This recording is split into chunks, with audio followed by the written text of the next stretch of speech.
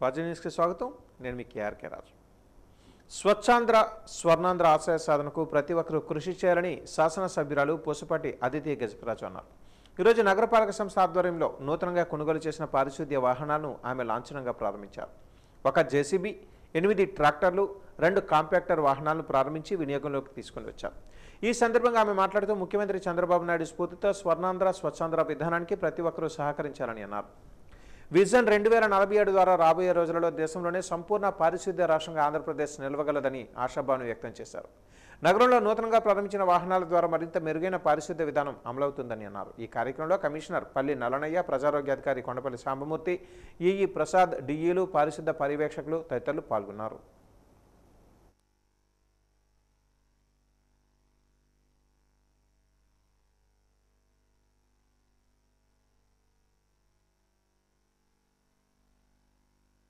Municipality నుంచి వేరే నిధుల నుంచి కూడా మనం 8 ట్రాక్టర్స్ అంటే చెత్త కలెక్షన్ కోసం చెత్త పన్ను రద్దు చేసినా కూడా మనం ఈ అద్భుతంగా 8 ట్రాక్టర్స్ మన టౌన్ని నీట్గా క్లీన్గా ఉంచుకోవటానికి తీసుకున్నాం. అదేవిధంగా కాంపాక్టర్స్ 2 కాంపాక్టర్స్ తీసుకున్నాం.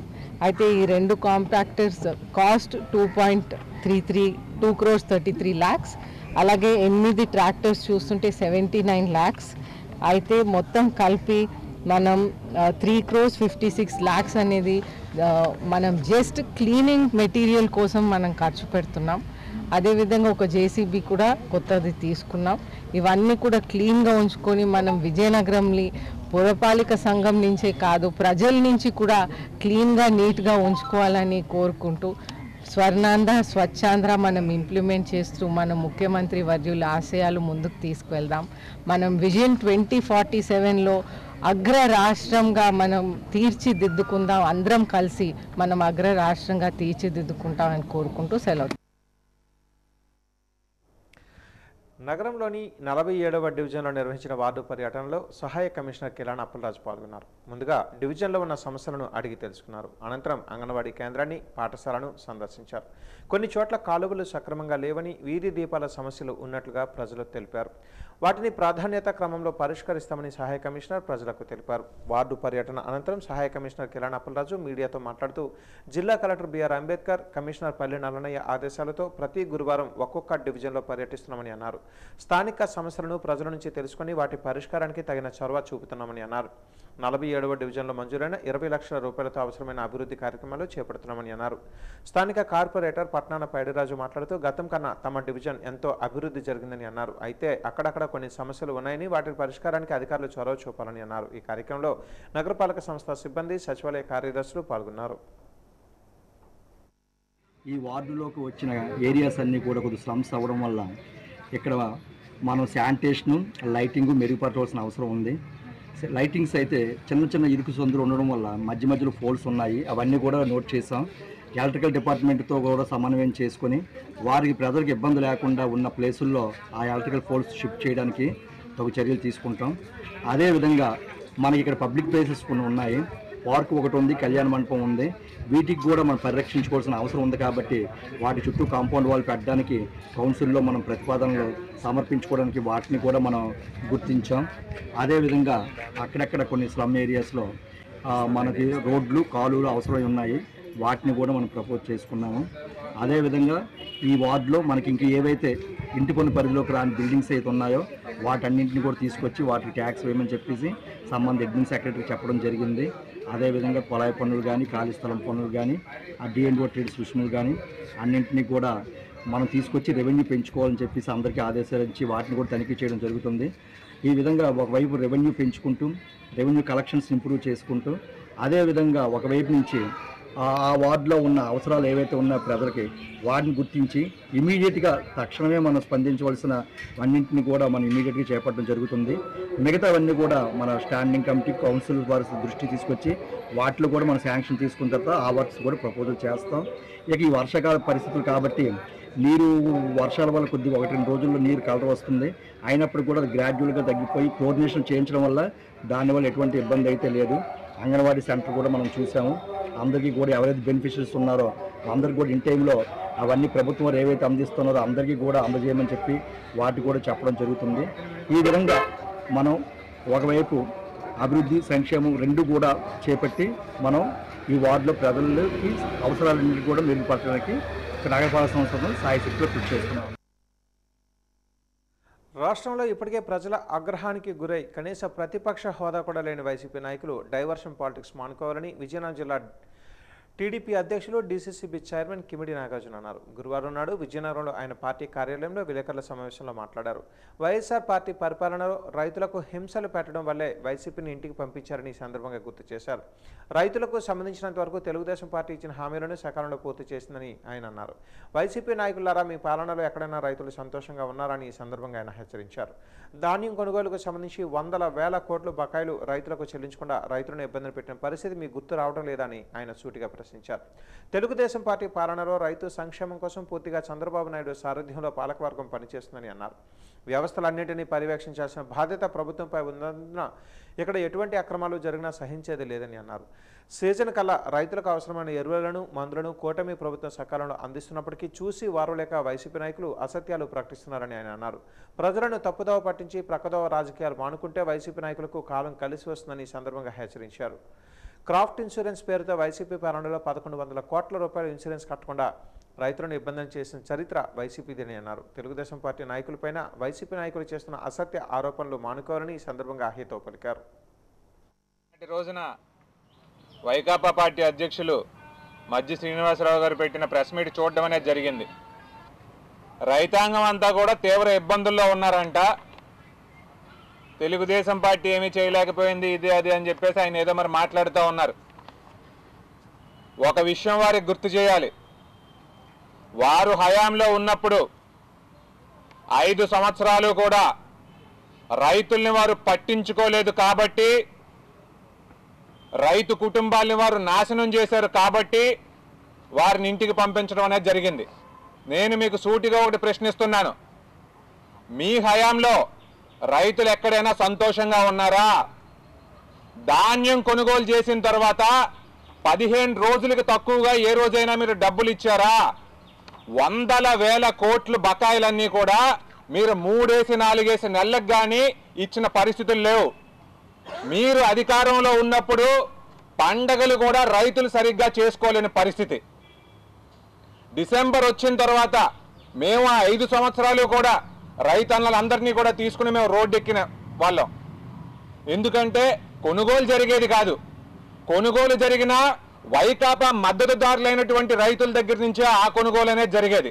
టీడీపీ పార్టీ వాళ్ళు ఎవరైనా ఉన్నారంటే, న్యూట్రల్స్ ఎవరైనా ఉన్నారంటే వాళ్ళ దగ్గర కనీసం కొనుగోలు జరిగేది కాదు. ఈ క్రాప్ కొంతవరకే మీరు చేసేవారు.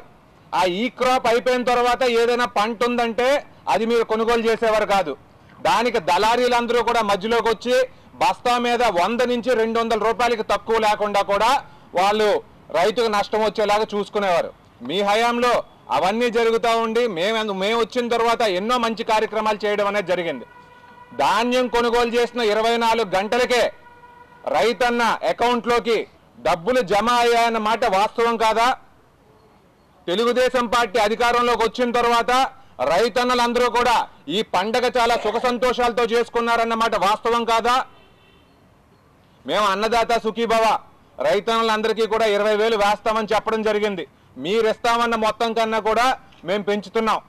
అదే రకంగా మేము వచ్చిన తర్వాత సాగునీటి ప్రాజెక్ట్స్ అన్నిటి మీద కూడా శ్రద్ధ పెట్టి రైతన్నలందరికీ కూడా నీరు సరిగ్గా అందేలా కూడా మేము చూస్తున్నాం.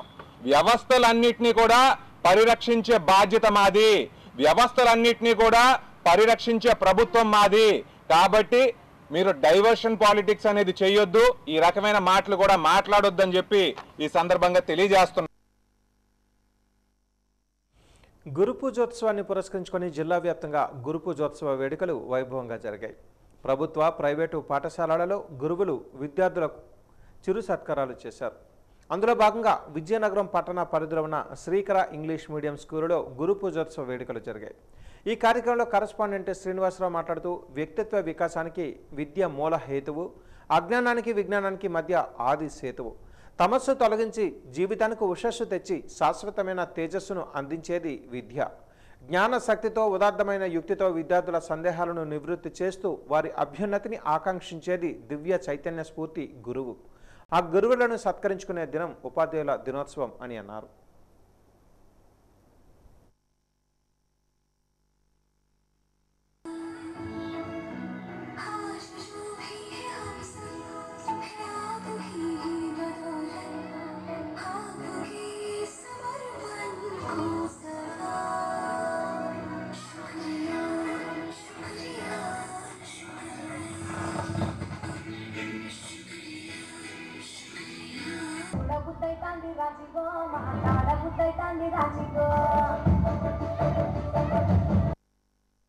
రోజు మా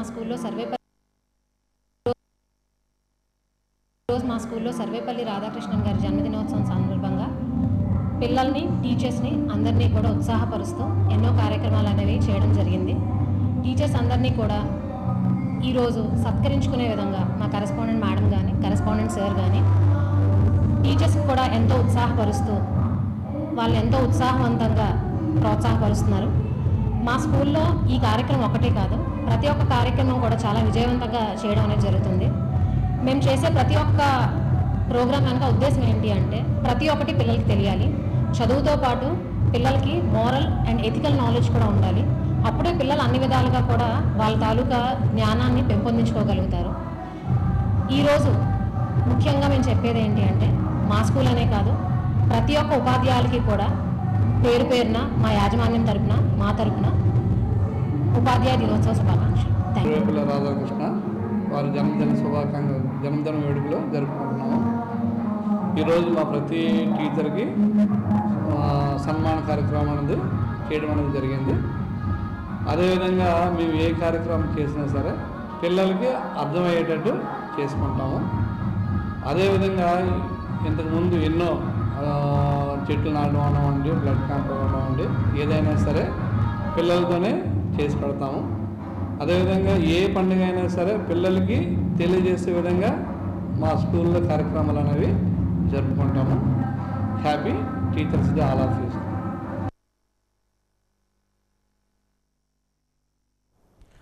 రాష్ట్ర ప్రభుత్వం విడుదల చేసిన స్మార్ట్ రేషన్ కార్డులను ఆగస్టు 31వ తేదీ వరకు సచివాలయాలలో పంపిణీ చేశామని విజయనగరం మండలం తహసీల్దార్ కోర్మనాథరావు అన్నారు.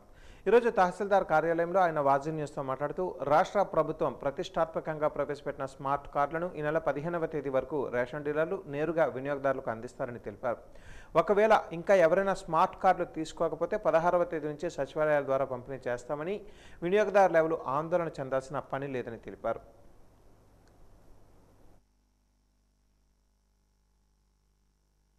ఇప్పుడు ఈ స్మార్ట్ రేషన్ కార్డ్స్ అన్నీ కూడా గత నెల 26వ తారీఖు నుండి 30వ తారీఖు వరకు మనం సచివాలయ ఎంప్లాయీస్ని ట్యాగ్ చేసి డిస్ట్రిబ్యూషన్ చేయడం జరిగింది.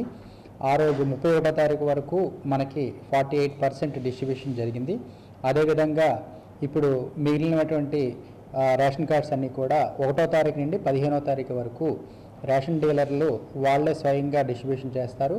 ఎవరైనా స్మార్ట్ కార్డు ఇంకా తీసుకునే వాళ్ళు ఉంటే రేషన్ డీలర్ గారి దగ్గర మీరు పొందవలసిందిగా మీడియా ద్వారా విజ్ఞప్తి చేస్తున్నాం. అదేవిధంగా ఇంకేమైనా మిగిలిపోయిన రేషన్ కార్డ్స్ ఇంకెవరైనా తీసుకోకుండా ఉంటే 16వ తారీఖు నుండి 20వ తారీఖు వరకు మళ్ళీ సచివాలయం స్టాఫ్ దగ్గర అవైలబుల్గా ఉంటాయి. ఎవరైనా తీసుకొని వాళ్ళు ఉంటే ఆ సమయంలో వెళ్ళి తీసుకోవాల్సిందిగా విజ్ఞప్తి చేయడం అయింది. అక్టోబర్ 2వ తారీఖు నుండి గౌరవ ముఖ్యమంత్రి గారు క్యాష్ సర్టిఫికేట్ అనేది డైరెక్ట్గా ఇక నుండి ఎంఆర్ఓ ఆఫీస్కి రాకుండా సచివాలయంలోనే పొందే విధంగా లాంచ్ చేస్తున్నారు. దీనికి గాను మాకు టోటల్గా విజయనగరం మండలంలో 64,732 క్యాష్ సర్టిఫికేట్స్ వచ్చాయి. వాటికి సంబంధించి ప్రతి విఆర్ఓ ఇంటింటికి వెళ్ళి వాళ్ళ యొక్క క్యాష్ సర్టిఫికేట్ ఏమైనా ప్రూఫ్స్ ఉంటే చూసి వాళ్ళ క్యాస్ట్ ఏంటి, డేట్ ఆఫ్ బర్త్ ఏంటి అనేది ఎంక్వైరీ చేయడం జరుగుతుంది. ఈ ఎంక్వైరీ అయిపోయిన తర్వాత ప్రతి సర్టిఫికెట్ని కూడా వాళ్ళ లాగిన్ నుండి ఆర్ఐ లాగిన్కి, ఆర్ఐ లాగిన్ నుండి తహసీల్దార్ లాగిన్కి పుష్ చేసిన తర్వాత అది అప్రూవల్కి పైకి వెళ్తుంది. అప్రూవల్ అయిన తర్వాత అక్టోబర్ 2 నుండి ప్రతి ఒక్కరు కూడా క్యాష్ సర్టిఫికేట్ని డైరెక్ట్గా సచివాలయం ద్వారా లేదా మీ సేవ సర్వీస్ ద్వారా పొందవచ్చుననేసి తమకు తెలియజేయబడింది. కాబట్టి ఈ సర్వీస్ని ఎంక్వైరీ చేస్తున్నప్పుడు ప్రతి ఒక్కరు కూడా విఆర్ఓలతో ఎంక్వైరీలో సహకరించి వాళ్ళకి వెంటనే సర్టిఫికేట్స్ ఏవైనా ప్రూఫ్స్ ఉంటే ఇవ్వాల్సిందిగా సహకరించవలసిందిగా కోరడమైంది. ప్రజలు చాలామంది క్యాస్ట్ సర్టిఫికేట్ కోసం ప్రతిసారి అంటే ఈ గవర్నమెంట్ ఏ పర్పస్ కోసం అడిగినా పలానా ఎడ్యుకేషన్ పర్పస్ కానీ స్కూల్ జాయినింగ్ పర్పస్ కానీ లేదా ఇంకా ఏదైనా ఇంకేదైనా పర్పస్ కోసం అడుగుతున్నప్పుడు వారు ప్రతిసారి ఎంఆర్ ఆఫీస్ చుట్టూ తిరిగి ఆ సర్టిఫికేట్ అయినంత వరకు వేచి ఉండి వెళ్ళవలసి వస్తుంది. సో ఇక నుండి అటువంటి సమస్య అవసరం లేదు. ఎప్పుడు సర్టిఫికేట్ కావాలన్నా మీ యొక్క ఆధార్ నెంబర్ చెప్తే వెంటనే 24 అవర్స్లో ఆ సర్టిఫికేట్ని పొందడానికి అవకాశం ఉన్నది. విజయనగరం జిల్లా గజపతినగరం నియోజకవర్గ కేంద్రంలోని 4 రోడ్ల కూడలిలో గురువారం ఆటో డ్రైవర్లు తమ సమస్యలు పరిష్కరించాలని కోరుతూ మానవహారం నిర్వహించారు. ఈ సందర్భంగా సంఘం నాయకులు పురం అప్పారావు మాట్లాడుతూ ప్రభుత్వం మహిళలకు ఉచిత బస్సు సౌకర్యం కల్పించి ఆటో డ్రైవర్ల పొట్ట కొట్టిందని ఆందోళన వ్యక్తం చేశారు. ఆటో డ్రైవర్ల సమస్యలకు పరిష్కారం చూపించడంతో పాటు డ్రైవర్ల జీవన భృతికి 30,000 రూపాయలు చెల్లించాలని డిమాండ్ చేశారు. ఈ కార్యక్రమంలో నియోజకవర్గం పరిధిలోని అన్ని మండలాల నుంచి ఆటో డ్రైవర్లు పెద్ద ఎత్తున పాల్గొన్నారు.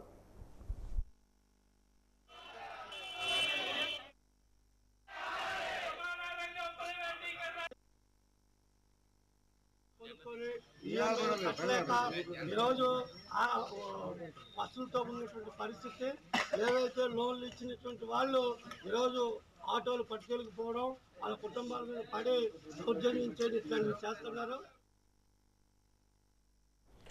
అమెరికా అధ్యక్షుడు డొనాల్డ్ ట్రంప్ భారతదేశంపై విధించిన 50% సుంకాల పెంపును తీవ్రంగా వ్యతిరేకిస్తున్నామని సిపిఎం జిల్లా కార్యదర్శి తమ్మినేని సూర్యనారాయణ, సిపిఐ జిల్లా కార్యదర్శి బొమ్మి రమణలు అన్నారు.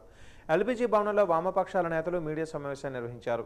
ఈ సందర్భంగా వారు మాట్లాడుతూ అమెరికా విధించిన సుంకాల పెంపు కారణంగా వ్యవసాయం, పరిశ్రమ రంగాలు సంక్షోభంలోకి కూరుకొని పోతున్నాయని అన్నారు. ప్రధాని మోదీ నోరు మెదపకుండా కాలయాపన చేస్తున్నారని ఆరోపించారు.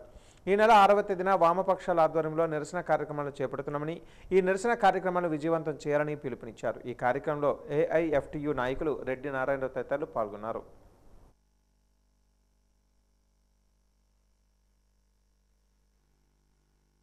మరి కేంద్ర ప్రభుత్వం మరి ప్రధానమంత్రి మోడీ గారు మాత్రం ఏ విధమైన నోరు ఎప్పుకోవడం అనేది చాలా బాధాకరమైన విషయం. ఎందుకంటే రష్యాలు ఇవన్నీ కూడా మనం రష్యా కానీ చైనా కానీ అందరూ కూడా మరి పోరాటాలు చేస్తున్నారు వారికి వ్యతిరేకంగా.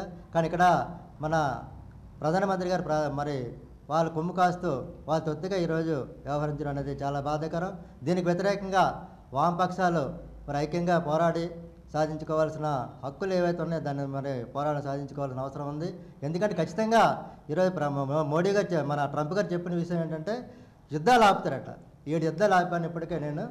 దానివల్ల ఈరోజు సుంకాలు పంపడం వల్ల అంటే యుద్ధాలు సృష్టించడం అతనే, యుద్ధాలు పరిష్కరించడం అతనే, అంటే అన్నీ అతనే తానే నడిపించి ప్రపంచ పోలీసుగా ఈరోజు వ్యవహరించడాన్ని మేము అన్ని వామపక్ష పార్టీలుగా మేము తీవ్రంగా ఖండిస్తున్నాం.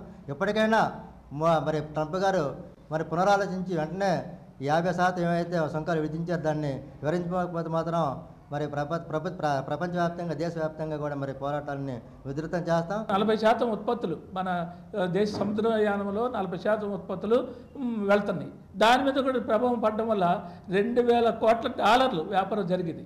ఈరోజు అది కూడా లేకుండా అయిపోయింది. అంటే ఒక పక్క నుండి రైతులు, రొయ్యల రైతులు, టెక్స్టైల్, గార్మెంట్స్, ఈ రైతులందరూ కూడా అందరూ ఇబ్బందులు పడుతున్నారు. మన దేశ సార్వభౌమత్వాన్ని ఛాలెంజ్ చేస్తుంది సలహా అది అమెరికా ఒత్తిడి. కాబట్టి మనకి ఏ స్వతంత్రం, మనకు ఏ స్వేచ్ఛ లేకుండా ఈరోజు మన మీద ముప్పేట దాడి అమెరికా చేస్తుంటే మోడీ నోరెత్తకుండా నోరు మూసుకొని ఉండడం అనేది చాలా దుర్మార్గం, చాలా విచారకరం, బాధాకరం. అందుకని కేంద్ర ప్రభుత్వం ఎందుకు ఆ అమెరికా చెప్పిన దానికి తలోపాల అవసరం ఏంటి? ఆ రకమైన పరిస్థితి ఆలోచించాలని చెప్పేసి వామపక్షాలు చెప్తున్నాయి. సేమ్ టైం ఆంధ్ర రాష్ట్రానికి ఇంత అన్యాయం జరుగుతుంటే, ఇంత భారాలు వేస్తుంటే, వ్యాపారాలు దెబ్బతుంటుంటే, కార్మికులకు ఉపాధి పోతుంటే ఇక్కడున్న కూటమి ప్రభుత్వం కూడా మాట్లాడకపోవడం దుర్మార్గం, అన్యాయం. అందుకని ఈ రాష్ట్రం బాగు కోసం కానీ ఉపాధి కోసం కానీ గట్టిగా నిలబడాలి. మన భారతదేశ సార్వభౌమాధికారం ఏదైతే పోతుందో దీనికి వ్యతిరేకంగా మోడీ ప్రభుత్వం, ఇక్కడేమో కూటమి ప్రభుత్వం అందరూ కలిసి ఈ విధానాలకు వ్యతిరేకంగా నిలబడాలని చెప్పేసి వామపక్షాలుగా ఇటు కేంద్ర రాష్ట్ర ప్రభుత్వాలకి మేము డిమాండ్ చేస్తున్నాం. ఎస్ఎండ్ మిగులు భూములు తక్షణమే పంపిణీ చేయడానికి ఎస్ఎండ్ కమిటీని పునరుద్ధరించాలని వ్యవసాయ కార్మిక సంఘం జిల్లా అధ్యక్షుడు శ్రీనివాసరావు డిమాండ్ చేశారు. నగరంలోని ఎల్బీజీ భవనంలో కేవీపీఎస్ వ్యవసాయ కార్మిక సంఘం, గిరిజన సంఘాల ఆధ్వర్యంలో రౌండ్ టేబుల్ సమావేశం నిర్వహించారు. ఈ సందర్భంగా ఆయన మాట్లాడుతూ అసైన్డ్ కమిటీని వేస్తామని కూటమి ప్రభుత్వం చెప్తుందని, కానీ ఇంతవరకు ఆ కమిటీని పునరుద్ధరించలేదని అన్నారు. అసైన్డ్ మిగులు భూములు పేదలకు పంపిణీ చేయకపోవడం వలన భూ కబ్జాదారులు ఆ భూములను ఆక్రమణ చేస్తున్నారని ఆరోపించారు. ఈ కార్యక్రమంలో బుద్ధరాజు రాంబాబు, కేవీపీఎస్ నాయకులు రాకోటి రాములు, రాకోటి ఆనంద్ తదితరులు పాల్గొన్నారు.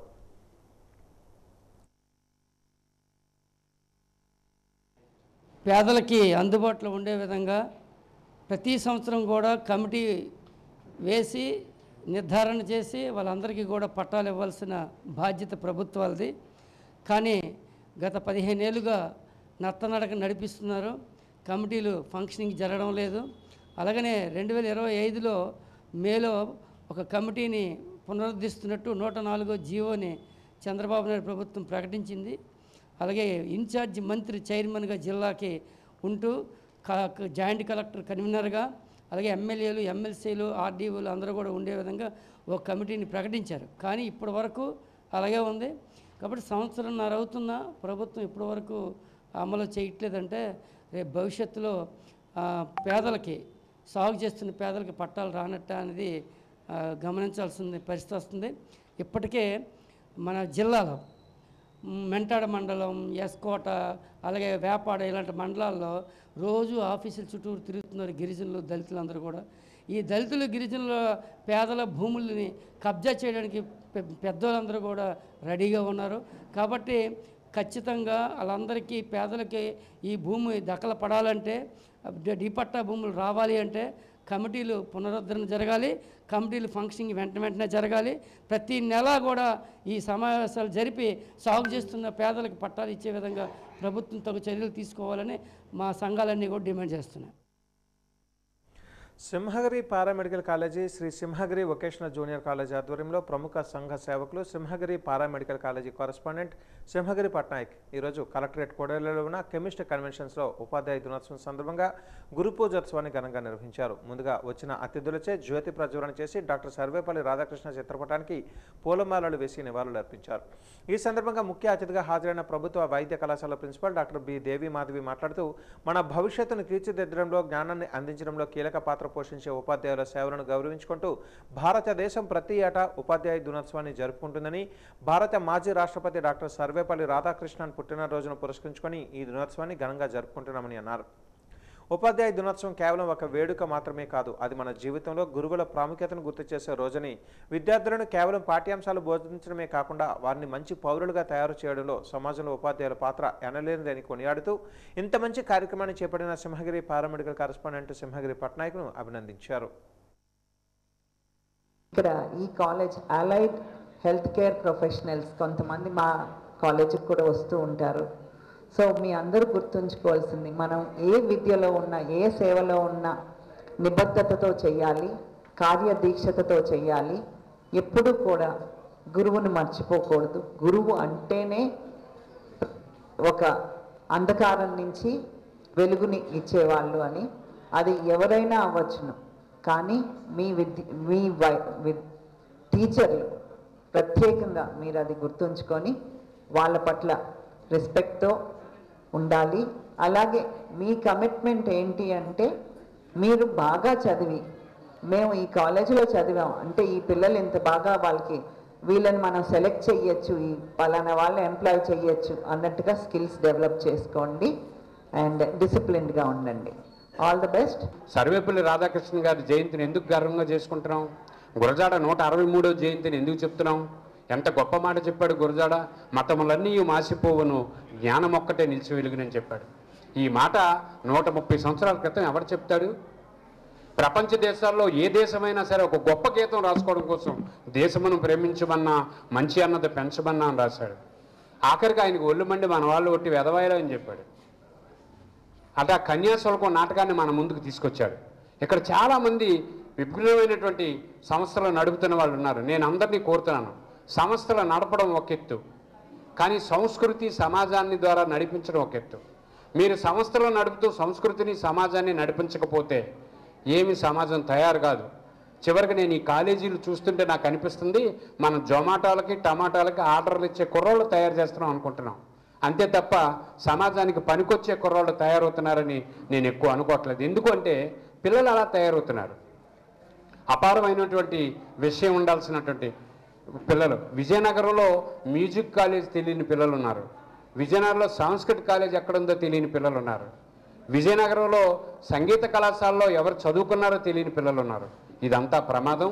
ఈ ప్రమాదం నుంచి మీరు బయటపడి గొప్ప అంశాలు నేర్చుకోలేదు. సర్వేపల్లి రాధాకృష్ణ గారి జీవిత చరిత్ర. సర్వేపల్లి రాధాకృష్ణ గారు సరోజినీ నాయుడు గారు ఎంఆర్ కాలేజీకి వచ్చారు.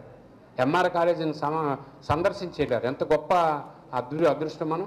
ఆయన భారతదేశంలో రాజనీతిజ్ఞుడిగా, గొప్ప విద్యావేత్తగా, ఒక సామాజిక కార్యకర్తగా ఈ సమాజానికి అందించినటువంటి గొప్ప వ్యక్తిని, దార్శనికుడిని మనం దర్శించుకుంటున్నాం. నేను మిమ్మల్ని కోరుతున్నది ఒక్కటే, దయచేసి గురజాడ కన్యాశుల్కాన్ని చదవండి, గురజాడ రాసిన రచనలు చదవండి, గిడుగు రాసినటువంటి రచనలు చదవండి.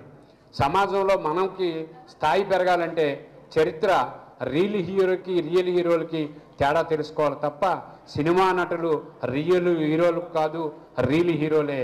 రియల్ హీరోలు సమాజంలో పనిచేసినటువంటి గొప్ప వ్యక్తులు. ప్రాణం విలువ వెలకట్టలేనిది, కానీ ప్రాణాలతో చెలగాటమాడుతూ వారి జీవితాలను నాశనం చేసుకుంటున్నారు నేటి యువత. అర్ధాంతరంగా అర్ధ ఆయుష్లోనే వారి జీవితాలు ముగిసిపోతున్నాయి. విషాదకర ఘటనలు పునరావృతం అవుతూ ఉంటే విషాద ఛాయలు అలుముకుంటున్నాయి. ఆ వివరాలు ఏంటో చూద్దాం. నగరంలోని బొబ్బాదిపేటలో బొబ్బాది హరీష్ అనే 22 ఏళ్ల యువకుడు వినాయక ఊరేగింపు కార్యక్రమంలో డీజే సౌండ్స్ వద్ద డ్యాన్స్ చేస్తూ కుప్పకూలిపోయాడు. హరీష్ను హోటాహోటిన మహారాజా సర్వజన ఆసుపత్రికి తీసుకుని వెళ్లారు. అప్పటికే హరీష్ మృతి చెందారని వైద్యులు నిర్ధారించారు. మితిమీరిన డీజే సౌండ్స్ ఆ యువకుడి మృతికి కారణమైంది. అప్పటికే హరీష్ అనారోగ్యంగా ఉన్నాడు. డీజే సౌండ్స్ వల్ల హార్ట్ అటాక్ వచ్చే అవకాశం ఉందని వైద్యులు కూడా చెబుతున్నారు. అసలు ఆ హరీష్ మృతికి కారకులు ఎవరు? వినాయక ఉత్సవాలలో డీజే సౌండ్లు పెట్టడానికి అనుమతులు ఇవ్వకపోయినా డీజే సౌండ్స్ పెట్టి ఆర్గనైజ్ చేసిన ఉత్సవ కమిటీ వారా? డీజే సౌండ్స్ను నియంత్రించాల్సిన పోలీసులా, లేక కాలుష్య నియంత్రణ మండలి అధికారులా? అది కాకుండా స్వచ్ఛందంగా వెళ్ళి డ్యాన్స్లో పాల్గొన్న మృతుడా? కారణం ఏదైనా డీజే బాక్సులకు నిండు ప్రాణం బలైంది. అనుమతులను బేఖాతరు చేస్తూ వారిని నియంత్రించాల్సిన బాధ్యత పోలీసులపై కూడా ఉంది. ఇక కాలుష్య నియంత్రణ మండలి అధికారులు వినాయక ఊరేగింపులకు, నవరాత్రి ఉత్సవాలకు డీజే సౌండ్స్ పెట్టుకోవడానికి ఎలా అనుమతులు ఇస్తున్నారో తెలియదు. హరీష్ మృతి ఘటన చూస్తే అసలు కాలుష్య నియంత్రణ మండలి అధికారులు వీటిని నియంత్రిస్తున్నారా అన్న ప్రశ్న కూడా కలగక మానదు. ప్రతి ఊరిలో, ప్రతి వాడలో ఈ డీజే సౌండ్స్ వేసి వాటి ముందు యువత నృత్యాలు చేసి అనారోగ్య పాలవుతున్నారు.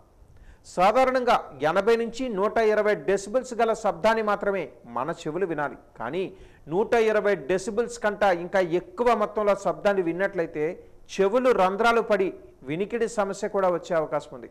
అధిక శబ్దం వినడం వలన హృదయ సమస్య ఉన్నవారు కూడా మృతి చెందే అవకాశం ఉంది.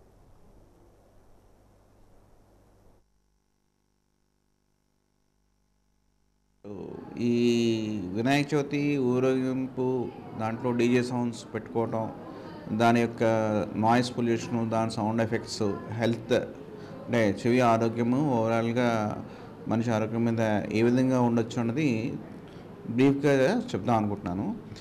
ఈ నాయిస్ ఎక్స్పోజర్ వల్ల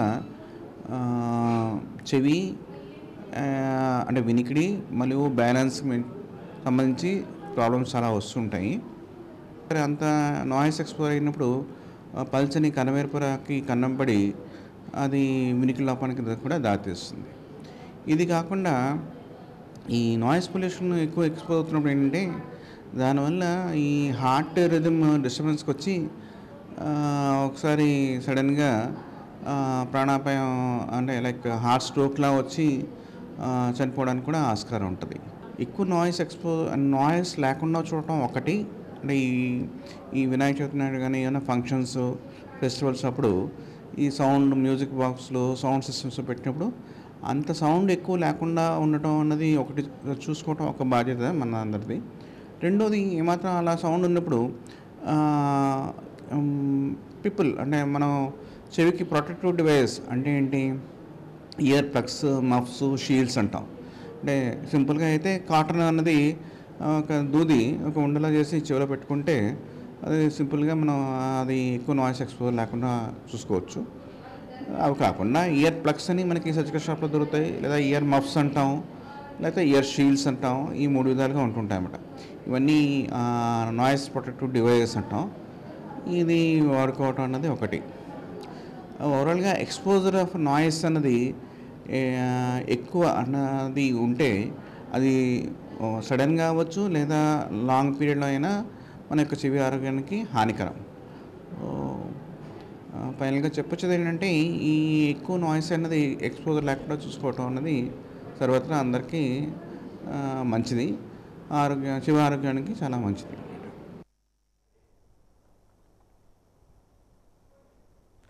ఇక చిన్నపిల్లలు, వృద్ధులు అసలు డీజే సౌండ్స్ ముందు ఉండలేని పరిస్థితి.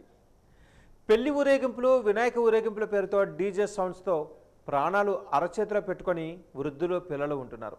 వినాయక నవరాత్రి ఉత్సవాలు లేదా పెళ్లి ఉత్సవాలలో డీజే సౌండ్స్ని నియంత్రించడంలో ఒక ప్రక్క పోలీసులు, ఇంకో ప్రక్క కాలుష్య నియంత్రణ మండలి అధికారులు విఫలమవుతున్నారు. పోలీసులు, కాలుష్య నియంత్రణ మండలి అధికారులు అనుమతులు ఇవ్వకపోయినా ఎందుకు డీజే బాక్సులను ఉపయోగిస్తున్నారన్న విషయం సామాజిక బాధ్యతగా ప్రతి ఒక్కరూ ఆలోచించాల్సిన అవసరం ఎంతైనా ఉంది.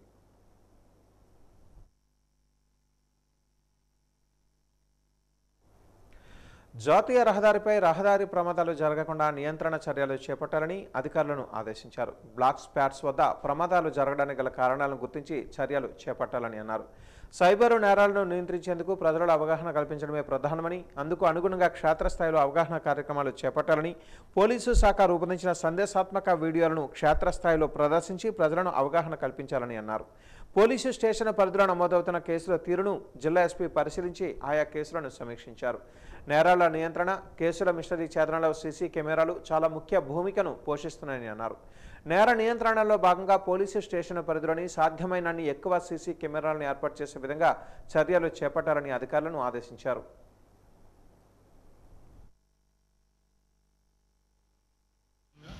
Bhogapuram police station annual inspection చేయడం జరిగింది. భోగాపురం పోలీస్ స్టేషన్ పరిధిలో ఎటువంటి కేసులు నమోదవుతున్నాయి, ఎటువంటి లా అండ్ ఆర్డర్ ప్రాబ్లమ్స్ ఉన్నాయి.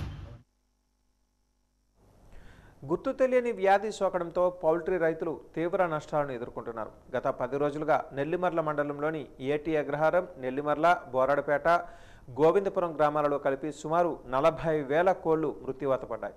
ఈ అనూహ్య మారణాల కారణంగా రైతులు ₹1,00,00,000 నుంచి ₹1,50,00,000 వరకు ఆర్థిక నష్టం పొందినట్లుగా స్థానిక పౌల్ట్రీ ఫారం యజమానులు ఆవేదన వ్యక్తం చేశారు. ఒకే పౌల్ట్రీ యజమానికి సుమారు ₹20 లక్షల నష్టం వాటిల్లినట్లుగా సమాచారం. మృత్యువాత పడ్డ కోళ్లను జేసీబీలతో గుమ్ములు తవ్వించి మట్టిలో పాతి పెడుతున్నారు. వ్యాధి కారణాలను ప్రభుత్వం అత్యవసరంగా గుర్తించి తగిన పరిష్కార చర్యలు చేపట్టాలని రైతులు విజ్ఞప్తి చేస్తున్నారు.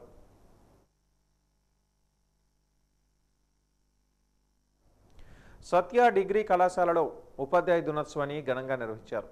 ఈ సందర్భంగా ముఖ్య అతిథిగా ప్రభుత్వ పాఠశాలలలో తెలుగు ఉపాధ్యాయులుగా సేవలందించిన విశ్రాంతి ఉపాధ్యాయురాలు అరుణకుమారి హాజరయ్యారు. కళాశాల సంచాలకులు doctor M Sasibhushanarao, principal doctor M V Sai Devamani, doctor Sarvepalli Radhakrishna చిత్రపటానికి పూలమాలలు వేసి ఘన నివాళులర్పించారు. అరుణకుమారిని ఘనంగా సన్మానించారు.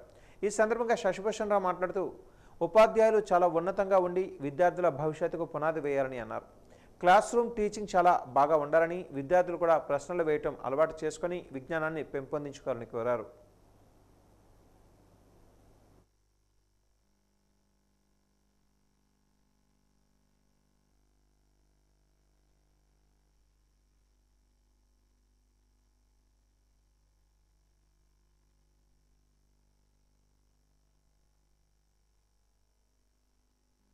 విద్యార్థులందరూ కూడా ఉపాధ్యాయుల్ని చాలా గౌరవంగా ఈ పర్టికులర్ ఫంక్షన్ చేస్తున్నారు. మనందరికీ తెలుసు మన జీవితంలో ఉపాధ్యాయులు ఎంత కీలక పాత్ర వహిస్తారో.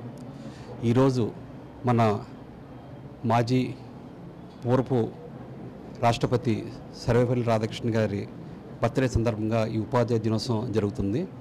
ఆయన బర్త్డే అప్పుడంటే విద్యార్థులను ఒకప్పుడు అడిగినప్పుడు మీ బర్త్డే ఎలా సెలబ్రేట్ చేయాలంటే నా బర్త్డే రోజున అందరినీ టీచర్స్ లేక సెలబ్రేట్ చేయండి అని చెప్పి ఆయన అన్నారు. దాని ప్రకారం అంటే మన దేశమనే కాదు విదేశాల్లో కూడా అంటే ఈరోజు టీచర్స్ని ప్రత్యేకంగాను మనల్ని ఆహ్వానించడము, వాళ్ళకి మనకంటే గౌరవం ఇవ్వడం అంతా జరుగుతూ ఉంది. సో ఈరోజు కూడా మా అరుణ కుమారి మేడం ఆవిడ తెలుగులోని తెలుగు లెక్చరర్గా చేశారు, టీచర్గా చేశారు, రిటైర్ అయ్యారు. ఆవిడని తీసుకొచ్చి ప్రత్యేక అతిథిగా ఈరోజు తీసుకొచ్చి ఆవిడతో కూడా ఏంటంటే పిల్లలతో ఒక మెసేజ్ ఇచ్చి మనకు అంటే ఒక మంచి ఈ బంధం అన్నమాట. అంటే ఈ టీచర్ స్టూడెంట్ బంధం ఇంకా పెంపొందించాలని. తర్వాత ఈసారి థీమ్ ఏంటంటే inspiring the next generation of learners. అంటే మనం లెర్నర్గా ఉండాలని చెప్పేసి సర్వేపల్లి రాధాకృష్ణ గారు ఎప్పుడు చెప్పేది మనం ఎప్పుడు కూడా లెర్నర్గా ఉండాలి. అంటే టీచర్ అన్నవాడు లెర్నర్గా ఉండాలి, అంటే స్టూడెంట్ కూడా ఇంకా లెర్నర్గా ఉండాలి. సో ఈ ఇయర్ థీమ్ కూడా అదే అన్నమాట. అంటే inspiring the next generation of learners. So మన ఏంటంటే ఈ పర్టికులర్ ఫంక్షన్ వలన మన ఈ బంధం ఇంకా బలపడాలని, మన విద్యార్థులందరూ కూడా ఇంకా టీచర్ మీద గౌరవం పడి ఇంకా వాళ్ళు కూడా వాళ్ళ యొక్క నాలెడ్జ్ని పెంచుకుంటూ మనకి టీచర్స్ హార్ట్ అటాక్తో బాధపడుతున్న 65 ఏళ్ల వృద్ధురాలికి తిరుమల మెడికవర్ ఆసుపత్రిలో మెరుగైన వైద్య సేవలు అందించడం జరిగిందని ఆసుపత్రి కన్సల్టెంట్ కార్డియాలజిస్ట్ శ్రీ కిరణ్ పేర్కొన్నారు. ఈరోజు ఆసుపత్రిలో నిర్వహించిన మీడియా సమావేశంలో రికవరీ అయిన వృద్ధురాలు వివరాలను వెల్లడించారు. వేపాడ గ్రామానికి చెందిన జి దేవడమ్మ అనే 65 ఏళ్ల వృద్ధురాలు గుండె నొప్పితో ఈ నెల 2వ తేదీన తమ ఆసుపత్రికి రావడం జరిగిందని అన్నారు. ఆమెకు అప్పుడప్పుడు పల్స్ రేటు 30, బీపీ 60/30 ఉందని, వృద్ధురాలికి మెరుగైన వైద్య సేవలు అందించి కొన్ని గంటలలోనే ఆమె ఆరోగ్యం నిలకడ స్థాయికి తీసుకుని వచ్చామని అన్నారు. ఈ కార్యక్రమంలో డాక్టర్ అఖిల్, ఎస్వి ప్రసాద్, మల్లికార్జున్ రెడ్డి తదితరులు పాల్గొన్నారు.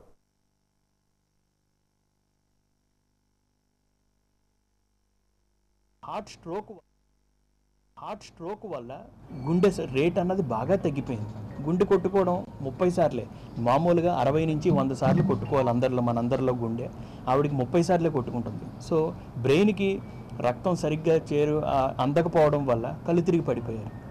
సో గుండెల్లో నొప్పి, కళ్ళు తిరిగి పడిపోవడం, చెమటలు పట్టడం, బీపీ అన్నది మెయింటైన్ అవ్వట్లేదు. సో ఇది మెయిన్ లక్షణాలు అనమాట. సో ఆ కండిషన్తో మన దగ్గరికి వచ్చారు. 65 ఏళ్ళ పెద్ద ఆవిడ మన దగ్గరికి వచ్చారండి ఎమర్జెన్సీకి. సో వచ్చినప్పుడు ఆవిడ పల్స్ 30 సార్లే కొట్టుకుంటుంది గుండె, బీపీ 60/30 అంటే చాలా తక్కువ. వచ్చినప్పుడు చాలా సిక్గా ఉన్నారు, కండిషన్ అన్నది చాలా సీరియస్గా ఉంది. సో హార్ట్ స్ట్రోక్తో ప్రజెంట్ అయ్యారు మన దగ్గర. సో ఇమ్మీడియట్గా ఆవిడని క్యాత్ ల్యాబ్కి షిఫ్ట్ చేయడం జరిగింది 20 నిమిషాల్లోనే. వెంటనే యాంజియోగ్రామ్ చేసాం. యాంజియోగ్రామ్లోని 100% బ్లాక్ ఉన్నది. సో ఇమీడియట్గా దాన్ని స్టెంట్ ద్వారా ఓపెన్ చేయడం జరిగింది. టెంపరీ పేస్ మేకర్ వేయడం జరిగింది. సో గుండె రేట్ అది మెయింటైన్ చేయడం కోసం 2 స్టెంట్లు వేసాం. వేసిన మరుక్షణం నుంచి బ్లాక్స్ అన్నీ ఓపెన్ అయిన తర్వాత గుండె 80 సార్లు కొట్టుకుంటుంది. పేస్ మేకర్ అవసరం లేకుండా పోయింది. అండ్ ఆవిడ బీపీ కూడా 130/80 వరకు చేరుకుంది. నెక్స్ట్ డేనే ఆవిడ లేచి నించోగలుగుతున్నారు, నడవగలుగుతున్నారు, అంతా నార్మల్ అయిపోయింది. సో మనకేంటంటే టైమ్లీ రియాక్షన్ అన్నది ఇంపార్టెంట్. సో ఏమైనా లక్షణాలు తెలిసిన వెంటనే ఇమ్మీడియట్గా ఎంత ఫాస్ట్గా అయితే అంత ఫాస్ట్కి మీ దగ్గరలో ఉన్న హాస్పిటల్కి షిఫ్ట్ చేయగలిగితే, సో దాన్ని మనం గుర్తించగలిగి ఇమ్మీడియట్గా రెస్పాండ్ అయితే చాలా వండర్స్ అన్నది జరుగుతాయి. సో పేషెంట్ ఎవరికైనా మీకు కళ్ళు తిరిగి పడిపోయినా, గుండెల్లో నొప్పి వచ్చి తగ్గిపోయినా సరే, సో వెంటనే మీరు హాస్పిటల్కి తీసుకొచ్చి తగిన టెస్టులు అన్నీ చేయించుకుంటే, సో దాన్ని బట్టి నెక్స్ట్ ఏంటి రెస్పాన్స్ అన్నది మనం చూసుకోవచ్చు. ఇది మొత్తం ఆరోగ్యశ్రీలో చేయడం జరిగింది. పేస్ మేకర్ పెట్టడం కానీ, టెంపరీ పేస్ మేకర్, స్టెంట్స్ వేయడం కానీ, 2 స్టెంట్లు, ఈ మొత్తం వైద్యం అంతా ఉచితంగా ఆరోగ్యశ్రీలోనే మొత్తం చేశాం. కేంద్రంలో నరేంద్ర మోడీ ప్రభుత్వం డ్రైవర్ల మెడకు ఉరితాడు బిగిస్తూ BSN సెక్షన్ ప్రకారం భారీ జరిమానాలు, శిక్షలతో నష్టపోతున్నారు. గత వైసీపీ ప్రభుత్వం 21 జీవో ప్రకారం చలనాలు విపరీతంగా పెంచుతూ పుండి మీద కారం జల్లినట్లుగా ఆటో డ్రైవర్లకు మరింత నష్టం చేసింది. ప్రస్తుత ప్రభుత్వం ఫ్రీ బస్సు వలన ఆటో కార్మికులకు కిరాయిలు లేక వాళ్ళ బ్రతుకులు ప్రమాదంలో పడ్డాయని CITU జిల్లా అధ్యక్షుడు శంకరరావు అన్నారు. బొబ్బిలి మండలం ఆటో కార్మికులకు ఆర్టీసీ కాంప్లెక్స్ నుంచి భారీ ప్రదర్శనగా వెళ్లి MRO ఆఫీస్ వద్ద ధర్నా చేయడం జరిగింది. ఈ సందర్భంగా ఆటో కార్మికులకు 25,000 రూపాయల నష్టపరిహారం కింద చెల్లించాలని, ఆటో కార్మికులకు సంక్షేమం బోర్డు ఏర్పాటు చేయాలని, ప్రైవేటు వేదాంత సంస్థకు బ్రేక్ ఫిట్నెస్ అప్పచెప్పిన విధానం రద్దు చేయాలని, ఇన్సూరెన్స్ను ప్రభుత్వమే భరించే విధంగా విధానం మార్చాలని డిమాండ్ చేస్తూ MROకి వినతిపత్రం ఇవ్వడం జరిగింది.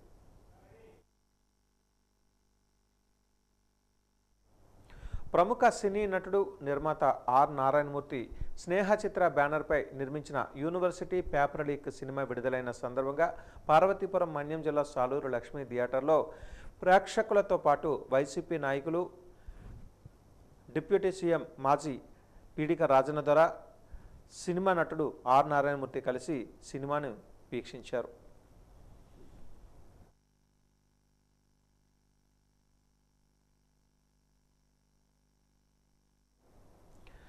వాజ న్యూస్ ఇంతటితో సమాప్తం. నమస్కారం.